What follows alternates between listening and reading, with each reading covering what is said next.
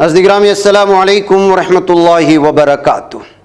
सीधी बात के खुसूसी बात में आप लोगों का इस्तकबाल है। नाज़रीन, जैसा कि मैंने आप लोगों के सामने इस बात का तज़किरा किया था कि वक्फ़ तरमीमी बिल को लेकर के कर्नाटक के मुख्तलिफ इलाक़ों में इस वक्त बड़े पैमाने पर एहतिजाज दर्ज किया जा रहा है।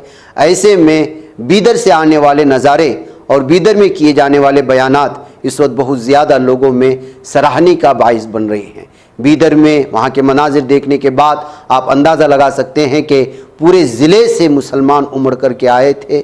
उनके हाथों में तख्तियाँ और फिर तिरंगे लहरा रहे थे और तख्तियों पर लिखा गया था कि वक्फ़ तरमीमी बिल किसी भी सूरत में हमें ही नहीं, किसी भी इंसाफ पसंद शहरी को और भारतीय को कबूल नहीं हो सकता।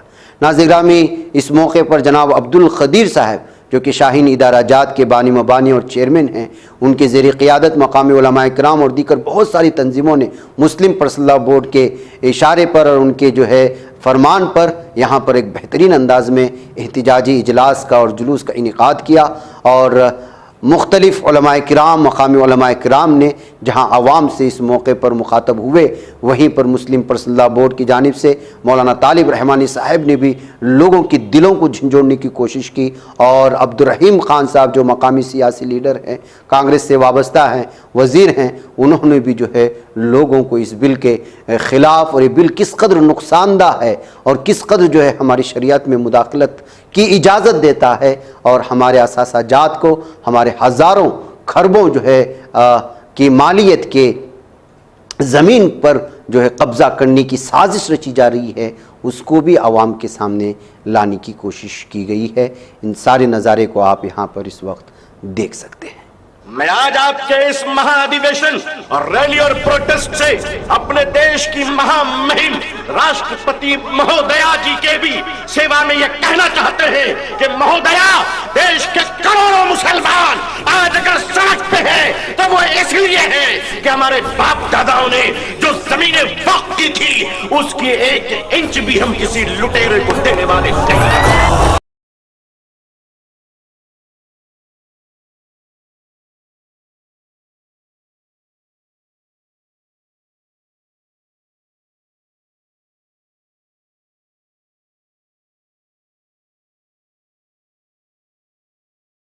ये वक्फ एक्ट काला कानून भारत की सरकार को या तो ऑनरेबल सुप्रीम कोर्ट से रिजेक्ट किया जाएगा, वरना पार्लियामेंट को हम इसे वापस लेने लोकतांत्रिक तरीके से मजबूर कर देंगे।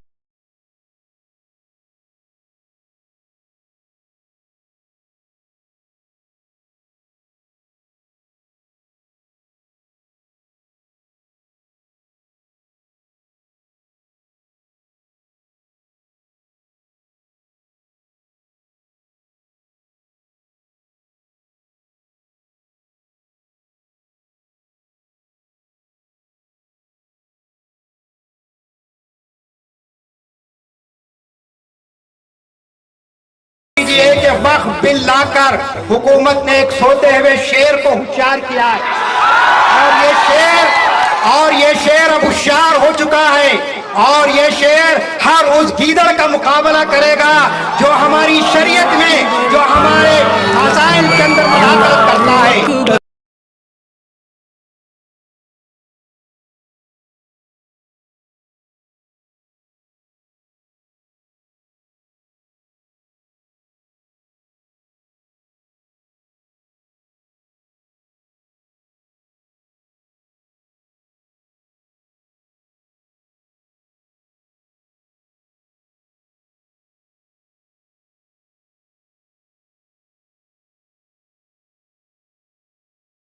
चैलेंज करता हूं सेंट्रल गवर्नमेंट को, आप 14 साल का इतिहास उठा के देखिए।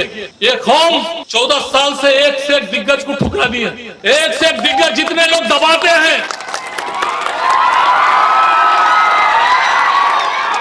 जितना ये लोग जितना दबाना चाहते हैं कम्युनिटी को, उतना ये कम्युनिटी उभरेगी।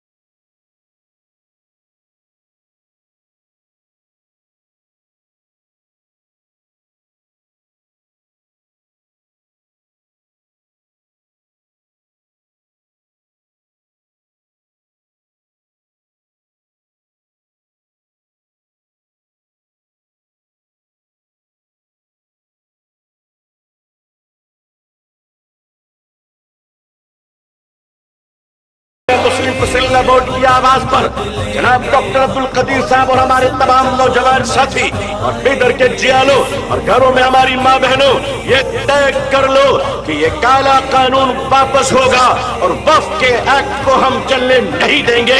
लोकतंत्र के दायरे में, जमहूरियत के दायरे में कोई किसी को परेशान होने की जरूरत नहीं है।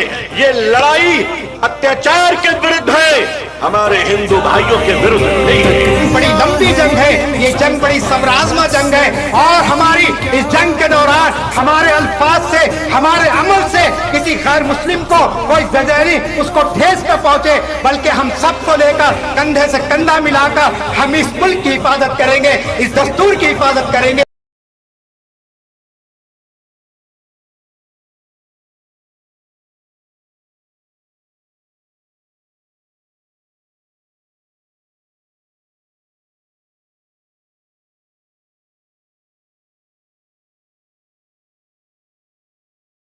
मैं इसी के साथ पहलगाम में हुए वाकयात की घोर निंदा करता हूँ और अपने शहीदों को श्रद्धांजलि पेश करता हूँ और ये कहता हूँ, याद रखिए, मैं देश के हिंदू भाइयों को और मुसलमान भाइयों को ये साफ बता देना चाहता हूँ कि अगर देश की अखंडता को किसी ने चैलेंज किया तो हमारे घर से, हर माँ की गोद से एक वीर अब्दुल हमीद निकल कर जाएगा।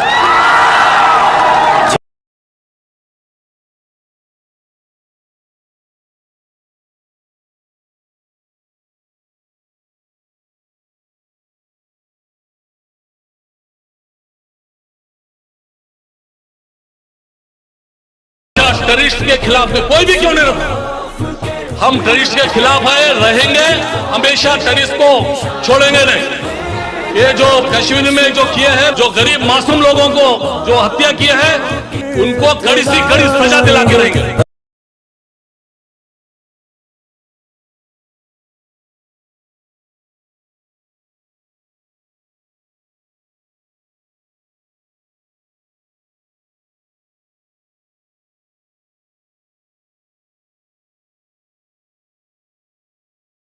देश में एकता और अखंडता के साथ चलना चाहते हैं, मेरे साथ कहिए, भारत का संविधान जिंदाबाद, हिंदुस्तान जिंदाबाद, हिंदू मुसलमान की एकता जिंदाबाद, ऑल इंडिया मुस्लिम पसरल्ला बोर्ड जिंदाबाद जिंदाबाद।